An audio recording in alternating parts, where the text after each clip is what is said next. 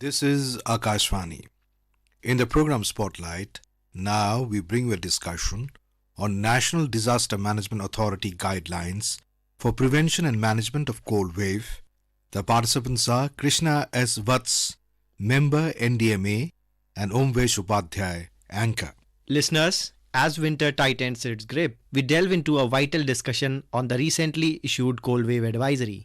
The Indian Meteorological Department has forecasted that the dip in temperatures are likely to abate from 25th January. Northern India experienced severe cold wave conditions for the first time this winter. Train and flight operations continue to remain affected in several parts of North India due to dense fog as a result of the cold wave. Experts have cited the reason that clear skies and the availability of a significant amount of moisture have been contributing to the cold and foggy conditions. This severe chill was also felt in some parts of Bihar, West Rajasthan, isolated pockets of Punjab, Haryana, North Madhya Pradesh, Uttarakhand, and East Rajasthan. Today we will unravel key insights, preparedness measures, and expert advice to navigate through the chilling temperatures and to shed light on how we can collectively face the challenges posed by the cold waves. We are joined by Krishna S. Vats, member NDMA. Welcome to the program, Mr. Vats. Thank you. So, Mr. Vats, to begin the discussion, could you please share for our listeners' knowledge that what factors contribute to the issuance of cold wave advisory and how severe are the expected weather conditions right now? So right now, in some parts of the country, we are experiencing cold wave. The incidence of cold wave is determined on the basis of the average temperature for a region during the winters. Whenever the average temperature for a particular month dips or goes down, which is below about 4 to 5 or 6 degree below the average temperature, then we have a situation of cold wave. And if it is less than 6 degree or 6.5 degree, then we have a severe cold wave. So it is the temperature varies from one area to another. So the threshold for a cold wave also varies from one region to another. But right now, as you know, that in several parts of the country, we have a cold wave and we have extreme winter, and we need to take all the precautions. So in that case, Mr. Vats, what is actually the alert system and how does NDMA work in synergy with other departments to issue the alert or advisory? See, the advisories are issued by the Indian Meteorological Department, which is our premier early warning agency.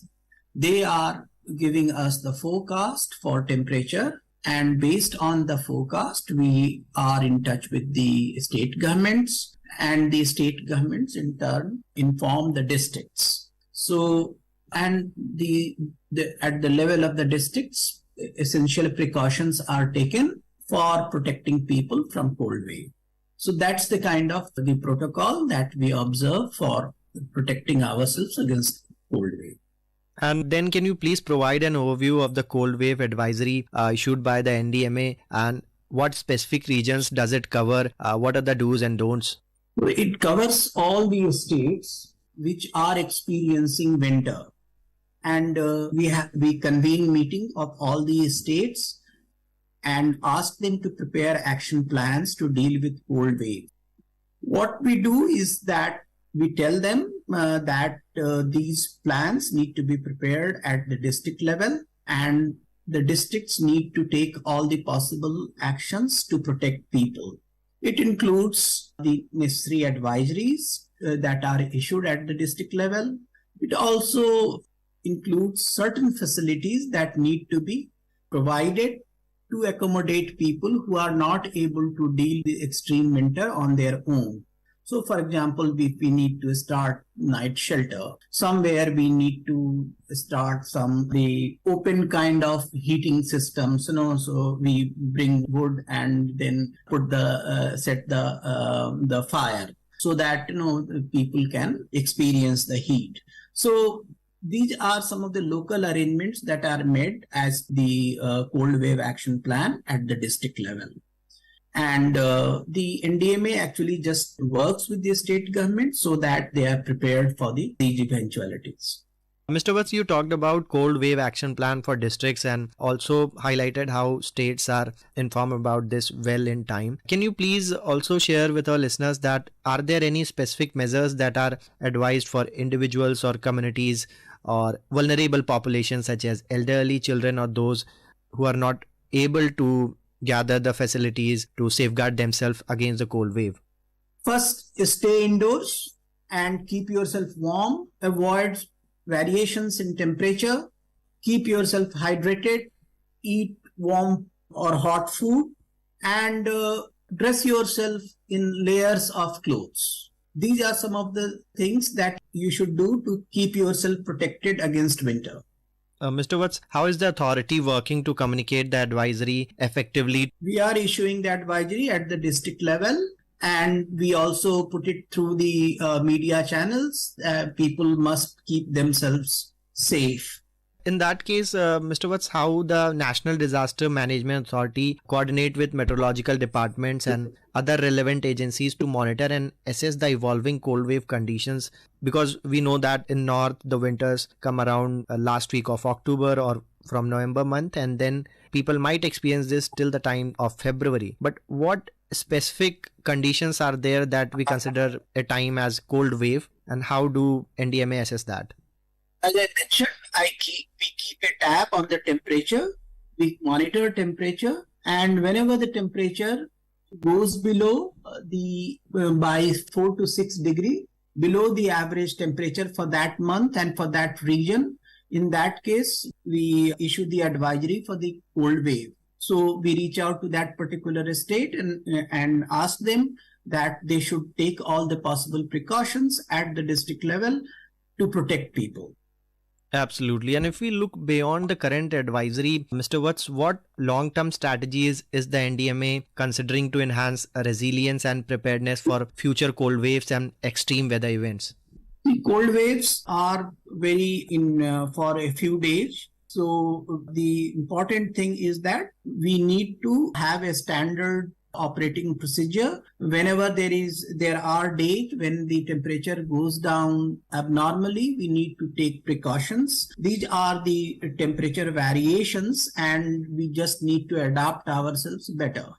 We need to protect ourselves, and more so, we need to keep the vulnerable population very safe. For example, we should not ask the elderly people to venture out in the cold weather. We should ask them to avoid sharp variations in temperature, and maybe they should keep themselves adequately clothed, adequately protected, and keep drinking a lot of water to keep themselves hydrated. Absolutely. And in recent time, Mr. Vats, we have seen that authorities were working along with telecom operators to share alert messages and warnings on SMS as well. So is the similar thing also there for cold waves as well, and how the whole system? We disseminate the information. We receive the information from the IMD. IMD on its own sends information to all the relevant states. The states in turn transmit these messages to the districts. The similar thing will also happen if there is cold wave in certain states or places. Yes, so IMD issuing advisories to all the states. We also reach out to all the states. Mr. Vats, here I am also curious to know about the situation and factors how the authorities consider cold wave differently in mountain areas and in plains, because the situation might be different, right? So how do you analyze these state specific or terrain specific? So the average temperature for winter months is very different for the hilly states compared to the states in the plain. Whenever there is a dip in the temperature compared to the average temperature of that particular state, we are considering cold wave for that particular state. So for every state, the average temperature varies, and accordingly, the threshold for cold wave also varies. Absolutely. And if we talk about the preparedness for actions regarding the cold wave, what NDMA along with the other departments prepare if we consider especially about cold waves? Ahead of the winter, we are convening meetings with all the states. We ask them to prepare action plans, and we ask them to work with the districts so that these advisories, action plans, and the various measures are taken at the local level. These are the measures that are planned and implemented at the level of the towns and villages. So we need to be locally responsive, and all the measures that need to be taken at the local level.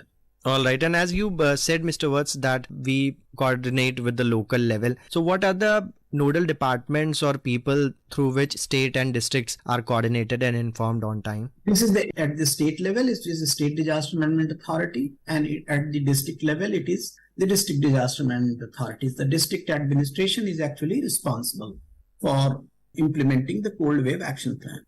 Absolutely. And as we enter the concluding stage of our program, Mr. Watts, I want to know from you that what are the situations due to which we experience cold waves? Are these westerly winds or some sea disturbances? It could be various situations. Sometimes there is snowfall, and that's why the temperature goes down. Sometimes there are some disturbances, and that's why the westerly disturbances you mentioned, that also reduces the temperature. So this could be related to the larger weather systems.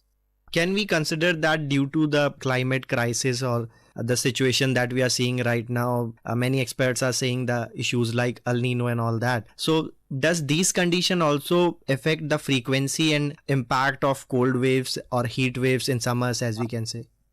It does. There are some variations. For example, the winter can set in late, or say you may experience much less cold in December and much severe cold in the month of January. So the intra-seasonal variations may increase, and you may experience some of these things during the days when you least expect them to. Recently, we have seen this issue of fog, or we can say cold wave in Delhi, and also Yes. in some parts of UP as well. So are there any specific guidelines or measures for certain states where this might be a challenge to maintain or regulate the communities? We are issuing advisory for all these states which are experiencing severe winter, and this applies to mostly to the states in the northern India and hilly parts of the country. And then these states are considered as core cold wave zones, right? There is no such thing like core cold wave zone, but these are the states that are likely to experience more cold wave. So we do understand, Mr. Watts, that authorities are doing very well on their part in regulating, issuing advisory, and helping people to safeguard themselves against the cold wave. But what are the precautions that they should take? You already mentioned that in the discussion. But are there any fatal or big illness that one might experience if he encounters cold wave? The elderly people may experience stroke or some such health consequences, and in which case they need to get medical assistance. So in conclusion, Mr. Watts, can we say that these wave advisory in India highlighted the severity of the weather conditions and provided crucial information to help listeners stay safe? You very beautifully also emphasized the importance of preparedness. These discussions underscored the need for individuals to follow recommended guidelines, stay informed about weather updates, and take necessary precautions to mitigate the impact of the cold wave. On that note, and with your insightful inputs, we conclude the program. Thank you so much, Mr. Watts, for joining us today on Akashvani. Thank you. You were listening to a discussion on National Disaster Management Authority guidelines for prevention and management of cold wave. The participants were Krishna S. Watts, member NDMA, and Omvesh Upadhyay, anchor. This program was produced and presented by the News Services Division of Akashvani. You can listen to it on our mobile app, News on AIR. This program is also available on our YouTube channel, News on AIR Official. You may share your feedback about this program through email at airnsdtalks@gmail.com or WhatsApp on 9289094044.